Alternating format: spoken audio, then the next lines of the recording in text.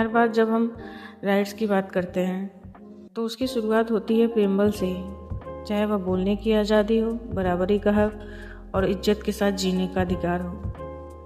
13 दिसंबर 1946 का वह दिन जब जवाहरलाल नेहरू ने ऑब्जेक्टिव रिजोल्यूशन कॉन्स्टिट्यूएंट असेंबली में पेश किया और यह आगे चलकर 22 जैन 1947 को प्रियम्बल का रूप लिया। इसकी शुरुआत ही होती है we the people of India, हम भारत के लोग, अर्थात हमने यह संकल्प लिया कि हम भारत को बनाएंगे sovereign, socialist, secular, democratic Republic.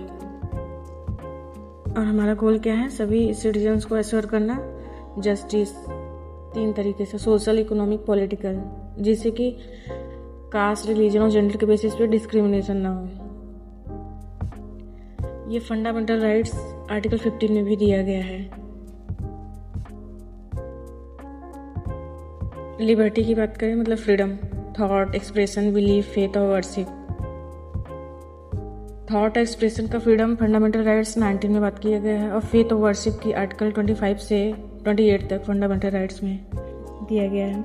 Equality की बात करें तो equality of status, equality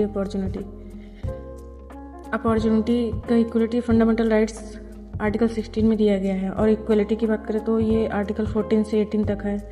DPSP में आर्टिकल 39 जो कि 42nd अमेंडमेंट 1976 के द्वारा जोड़ा गया, वो बात करता है इक्वल जस्टिस और फ्री लीगल एड की।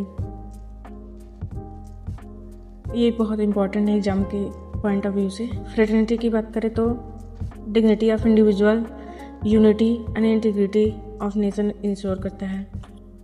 स्टेटस ऑफ इंडिया 26 जन 1950 में क्या था? सॉवरेन डेमोक्रेटिक रिपब्लिक था। उसके बाद 42nd अमेंडमेंट 1976 लाया गया और उसमें सोशलिस्ट, सेक्युलर, इंटीग्रेटेड 3 वर्ड्स जोड़े गए।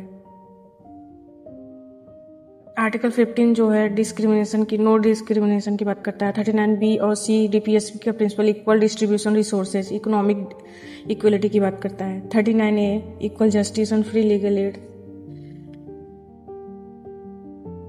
नेचर की बात करें तो यह नॉट इन्फोर्सेबल और नॉट जस्टिसिएबल है, कोई सुप्रीम कोर्ट में नहीं जा सकता। इंपॉर्टेंट केस क्या क्या? वर्डिक्ट सुप्रीम कोर्ट का वेरुबारी केस और केशवानंद भारती केस 1973 के इम्पोर्टेंट है। अभी तक जो प्रियम्बल है एक ही बार अमेंडमेंट किया गया है, वो 42nd के द्वारा किया गया था।